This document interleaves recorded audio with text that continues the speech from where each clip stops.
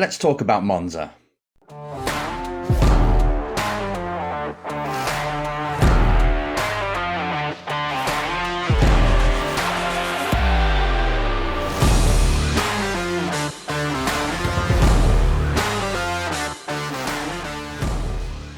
Hello, race drivers. Welcome to another Race Driver Coach Show. Well, first of all, congratulations to Liam McNeely, who won the Gaming PC competition, the first time we've ever given a prize on the show.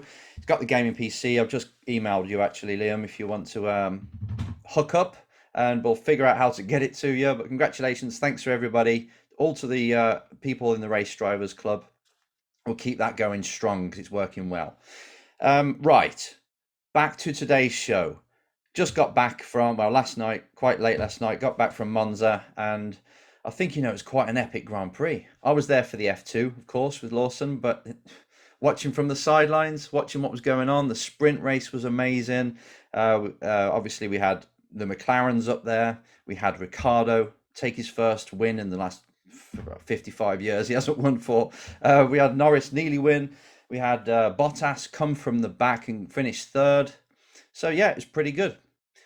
Something else happened, which escapes me at the Monza, something I meant to talk about. I will come back to it. But one thing for us in the F2 weekend, it was one of them weekends when, and a lot of drivers watching this will know exactly what this is like. It's when the driver themselves does pretty much everything perfect, but you still come away with bad results. And it happens a lot. With Lawson this year, it's happened a lot. The potential's been through the roof, but we've come away with nothing. And this all started with not being released in the pit lane. So he went from second in the F2 race, back to second, back to fourth. And then, believe it or not, a piece of rubber, a rubber ball off the tyre in front when he went to overtake for third place, hit the fire extinguisher pull cable, and it set the fire extinguisher off, and he had to park it. Again, that means he's staying like seventh or whatever in the championship, when he could have jumped up quite high, and he could have even gone for the win in that race, second at least. So, yeah, it's another kick in the shorts, but some amazing overtaking, amazing starts, first laps. He did everything else right.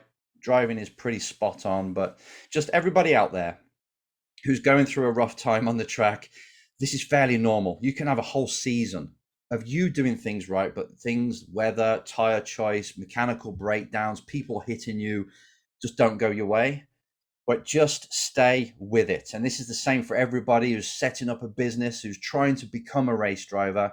If you stay the course, if you remain patient, if you keep focused on your performance, nothing else. So you go there with a goal, but the goal should be there, or the goal that you should have is completely on the process, completely on what you've got to do. Like, I'm going to this race weekend and I'm going to make sure that I stay focused. I'm going to make sure that I perform better under pressure. I'm going to make sure I lead the team. Them kinds of goals, because they're the goals, the process goals that will get you the results in the end. So keep it really focused on you. Even though the world isn't giving you what you want, the results are not coming your way because the things are out of your control. You can't control them, obviously. So you bring it always back to you. That's the number one lesson from this video. Focus on you, no matter what you're doing in life, and maximizing your performance, which is pretty much what I do with drivers. That's all we care about, is the performance of the driver individually. Focus on your performance, have an external goal, of course, but reverse engineer that into a process goal. And this is what I'm going to do this coming weekend, this week, this month. Okay? Be patient, as I say. Right, back to the weekend. It's obvious what I'm talking about. The crash that happened again. Verstappen against Hamilton, pretty much going for the lead. One comes out the pits and they clash, and everyone's saying again, or asking, whose fault is it? Verstappen's got the penalty for it. Fine, fair enough. But I just want to throw in my thoughts on it. And it's a conversation I've been having a lot this year, because I've also got a driver who constantly overtakes around the outside. And people that know me know exactly who that is. And it's a 50-50. Sometimes it works, sometimes it doesn't. When it works, when you're overtaking around the outside and it works, you are an absolute god and everyone's talking about it. You get all the replays, it's amazing. But half the time it doesn't work, because the person you're overtaking doesn't give you any room. They don't want you to overtake them around the outside because it makes them feel smaller, or it's easy just to elbow you and give you hardly any room, and it causes a crash, which is what we saw, right? So I'm just going to say, if you're looking into this now, whose fault is it? Not that it really matters to our life, not even a bit. I don't care whose fault it is, it really, but you can take from it. This is a lesson for everybody who's racing. Now, as you can see, let me just do a screen share for you all. This video is from Cryand, as you can see there. Now, on board it starts with, so Verstappen is coming down the start-finish straight. You've got Hamilton there on the inside. And what happens is, Verstappen thinks, that's okay, I've got hot tyres. I can stay virtually on the race line on the braking point. I'll turn in and I can stay around the outside and get the inside for turn 2. Problem is, Hamilton's saying, no, I'm not going to give you any room here, son. And now the next issue, which would be fine, but there's a huge orange sausage right there. And Verstappen's just about to hit it. And once you hit that sausage, you're just going to bounce across the road, straight towards the Heineken sign. And guess what? Hamilton's still there, obviously. And because he's bouncing, he bounces into him. And this is something that happens a lot. And you can see it from the outside here. Around the outside, it's fine. No, I've got no room. Bam, I'm hitting, bang. If he wouldn't have done it on purpose, put it that way. But the thing is, the key issue, which I'm going to show you here, which is the same for anyone who wants to overtake around the outside, is that if you're going to do it, you've got to be more than alongside. You can't be like this, where Hamilton can't really see you. You've got to make sure that your front wheels are at least in a line with the person you're overtaking. Okay, otherwise they're just going to squeeze you. So you see here, they're just going to keep coming across because they're ahead, and it always ends up in a shunt.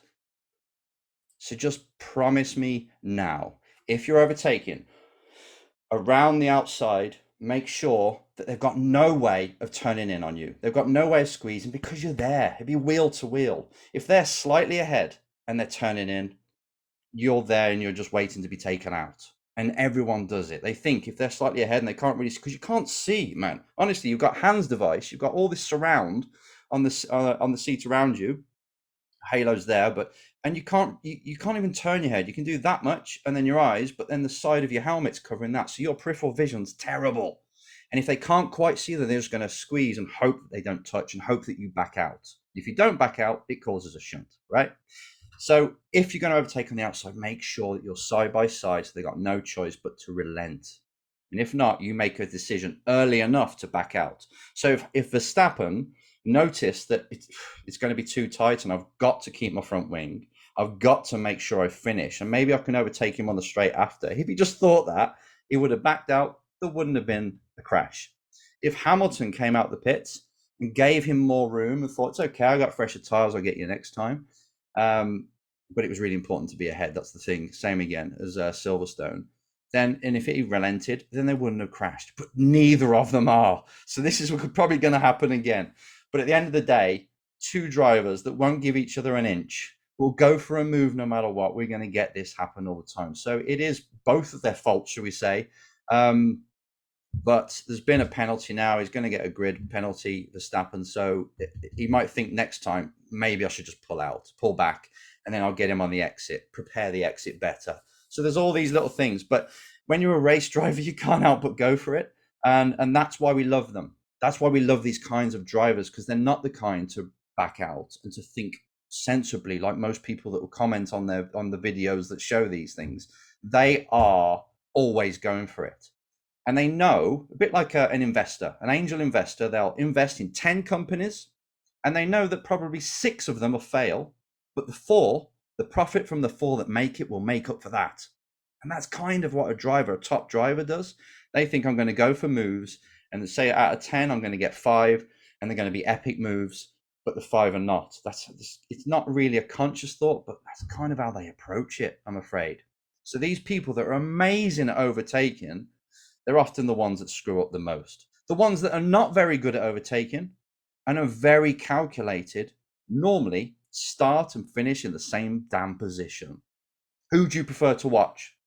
Do you want to see all the grid staying in the same position and not making errors, or do you want to see them fighting for it, going, making errors, making silly mistakes, squeezing each other, and creating videos like this. And there are hundreds of others you're going to see on the internet.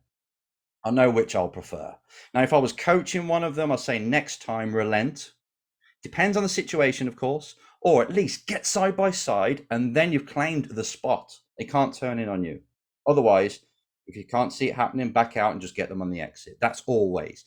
And there's nearly a mirror image of this on a slightly similar corner. And it was with my driver, Liam Lawson, and Yuki Tsunoda when they were doing Euro Formula. I want to show you that and just show you the similarity of this from Verstappen and Hamilton. Now, this video is from Motorsport Meister. Thanks again for all these people that are putting these videos up we can have a look at and learn from. So there's no copyright infringement. We're doing it to learn. But thank you for putting it up. You can see now we've got Lawson just behind Tsunoda. Now, these two are teammates. This was an epic year when we were there. Crazy. The tension in that team, two Red Bull drivers going for it. We crashed a few times. Liam and Yuki crashed a few times into each other. So Lawson, Liam goes to the outside. You can see the teammate actually in the background thinking about it as well. So this is similar now to turn one of Monza, right? A bit faster, but similar. He goes round the outside and look, once again, driver on the outside is not quite alongside the other driver that they're trying to overtake. So what happens? The driver that's being overtaken squeezes, comes across, and just like we saw with Verstappen, you hit the inside curb as the driver on the inside now, bubble, bubble, smack, and you both crash. It is identical. If you've got a right and a left and a right, you go round the outside and you're not alongside, and they squeeze you onto and you're bouncing on the curb, you've got no traction, it ends in a crash. They both blame each other. They both could have given each other room, or Liam might not, shouldn't have gone for it, and it wouldn't have been a crash, and you could have got him on the next straight down. So it's always going to be there, this is, because they won't give up. One really goes for it on the outside and they want that position.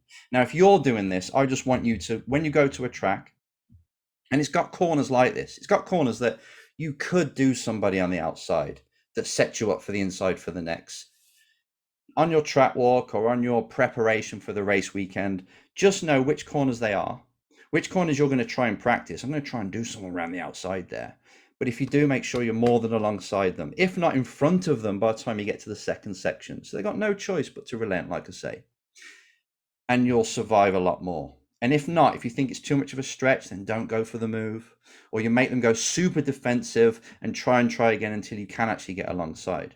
But these things can be preempted. You can look at a track map before you go there, highlight the corners that are the best for overtaking, which way, inside, outside. If you're going inside, what you're going to do. If you're going outside, what you're going to do. Are you going to pause on the apex so they can't cross you back? Which happened to us, by the way. In race one, we had our wing taken off because somebody lifted on the exit of a corner.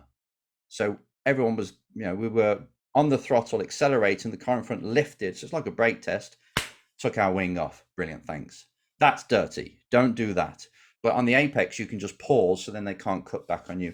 And all this, again, should be done before you go to a race weekend. Practice a little bit in the actual free practice to see if it works, if you've got time to do that, if you're up to speed already. But just make sure. I prefer drivers to obviously elbows out, a bit like Senna. But you will have lots of DNFs. You will have lots of times it won't go right if you are that kind of driver. Senna himself said, I could have won a lot more championships if I was a bit more reserved and more calculated. But he wouldn't be the driver that we love if he wasn't. I mean, if he was calculated. They're calculated, but they're also, they go for it. They see a gap and they go for it. You've heard that quote. So if you're one of them drivers, I just want you to now preempt what's going to happen in the race, where it can happen, just so then you've got a little bit more intelligence about it. So overall, it was a great race weekend. I can't wait to see the rest of the season. Actually, we're off to Sochi next time, so that'll be cool. Not in 2 weeks. There's plenty of corners there which can do the same, so let's see what happens. If you've got any questions on this, put them in the comments and we can grow the topic, or it can basically feed videos going forward. Thanks for watching, everybody. See you next time.